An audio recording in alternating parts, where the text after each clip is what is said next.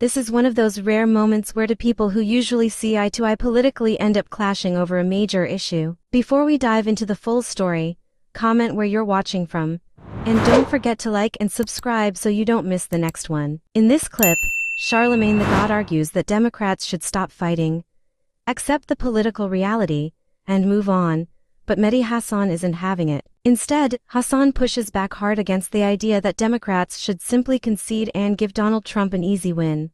What follows is a heated exchange over whether opposition parties should keep fighting for their principles or accept defeat and move on. And as you're about to see, Mehdi Hasan makes it very clear where he stands. Let's watch. They're set for the year. Democrats, we appreciate the effort, but isn't it time to reopen the government? I mean, who's in charge of the government? Republicans, but you still need those 8 Democrat votes to vote. Yeah, because of the filibuster they now want to get rid of, by the way. Yeah. Having spent years saying... And by the way, I don't care who's responsible for it. It's a bipartisan. It's going to take a bipartisan effort. But isn't it time to reopen the government? Yeah, of course it's time to reopen the government. But the Republicans are in charge of the government. You cannot but have they still need those 8 Democratic votes. But you cannot have a political system that always relies on only the Democratic Party being the responsible party. You just can't. America cannot survive. We've created, it's like having toddlers, right? The Republican Party are a bunch of toddlers, and everyone else has to be the adults in the room. And that cannot continue indefinitely. And at some point, I'm glad Democrats have drawn a line, even with Schumer and Jeffries, where they're saying, you know what? It's up to Republicans to govern responsibly. It's up to Republicans to stick to their pledges. But we know they can't. But there you go. That's the problem. But we know they can't. The reason I say with the greatest respect, my friend, you're part of the problem. You can't say we know they can't because that immediately gives Republicans a pass and puts the entire American democracy, American government, American economy only in the hands of one party should have to deal with it. I agree, but we know Republicans aren't going to do the right thing. Rent is due. You know, they're talking about cutting SNAP benefits. People got child care to pay, light bill, car notes. We need groceries. We need the Democrats to say, okay, we know y'all not going to give us no concessions. We fought the good fight. We're going to vote to reopen the government. The problem with that argument is, if you're worried about human suffering, the counter argument is that reopening the government on Republican terms increases human suffering. Yes, but the election's in 2026. So now you can say Republicans are responsible for your human suffering. Republicans are the reason you got high health care. So let's change this in 2026. I don't have the numbers off the top of my head, but a lot of the stuff that Trump did in the big, beautiful bill, all the horrific stuff, they very smartly delayed that till after the midterms kick in. The premiums already kicked in. The premiums, a lot of the pain. So look, there's a strategic argument for doing what you're saying. I don't believe, I've been around long enough to know that this always ends with the Republicans benefiting from Democrats rolling over, and I'm glad to see Democrats not rolling over. Now, I'm with you, but it's hard to see all this human suffering. I agree, but human suffering cuts both ways. These food banks are so, the lines of the food banks are so long. 100%. You know, we got government workers calling up here every day. But the fact but the fact that you and I are talking about Democrats and not Donald Trump starving Americans and saying, he said at the weekend, he goes, I will not, a court, let's just be very clear, a court has said he must release the funds to pay for SNAP. And he said, I'm not going to do it. That's crazy. That should be the conversation. It's not should Democrats open the government, it's should Donald Trump follow the law. No, I'm just saying the government should be reopened. We just know it takes a bipartisan effort to do it. Yes, Republicans are the main issue here, but we can't act like 8 Democrats need to vote. It'll be interesting to see if they get rid. He's now pushing for the filibuster nuking. It'll be interesting to see if they get rid of that filibuster because, of course, in the long run, that will help Democrats. They had a good night last night. Reopen the government. Let's reopen the government. That's all I'm saying. I agree with you, but I'm saying it's Republicans who have to reopen the government. It's a bipartisan effort. I mean, they control the House, the Senate, the Supreme Court, the White White House. It's still a bipartisan 8 Democrats effort. and the people to blame. By the way, I'm not even saying Democrats are the problem. I'm just saying it is a bipartisan effort. Yeah. I'm saying give people their money. And I'm saying there's a cost to doing it. I'm saying there's a cost to doing that. And where it's kind of disingenuous is if by some chance Republicans do make concessions, aren't you going to give the Democrats credit? In what? If the Democrats make concessions on health care. If the Democrats or Republicans. If Republicans make concessions on health care, aren't you going to give the Democrats credit? I mean, yes. So you got to give them the same credit now with the government being shut down. Yes, that they have a role to play, yes. But it's but the problem is, whose responsibility is it? That's the point. I don't think, again, it goes back to my thing. I can't treat Republicans like children and toddlers. I don't think American democracy can survive if we only have a 2-party system and one of the 2 parties is completely, we just don't take seriously. They can do whatever the hell they want. They can break any law, ignore any judge, shut down any government program, end USAID. And again, the costs of reopening the government, the costs of conceding on the Medicaid cuts and all of that stuff.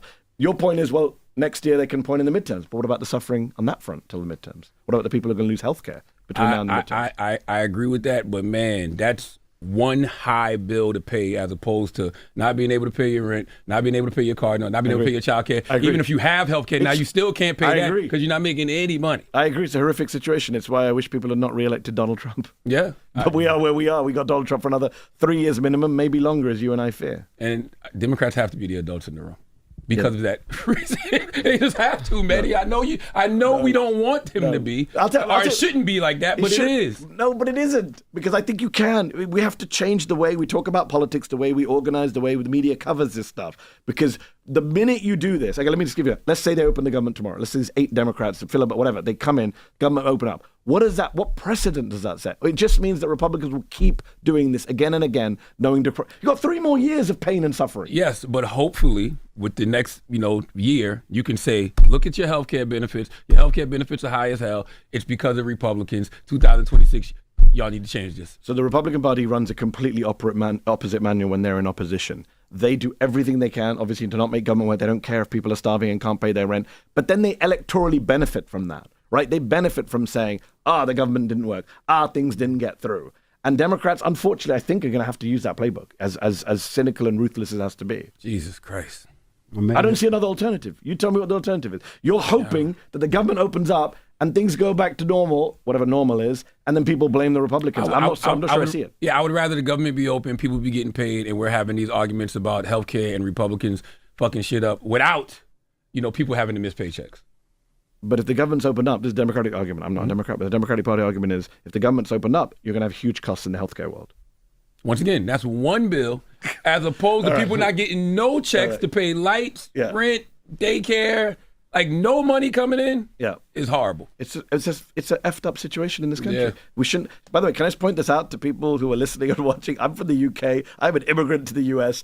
No other country functions like this. There's no other Western democracy that has government shutdowns. There's no other Western democracy that has debt ceilings. This is all artificial crap that's in our system that needs to be fixed. Again, when the Democrats are in office, they need to fix this stuff so that we don't have this constant cycle. And this is where Mehdi Hasan's criticism really starts to make sense. Because if there's one thing Charlamagne Tha God has consistently accused Democrats of over the years, it's being too passive.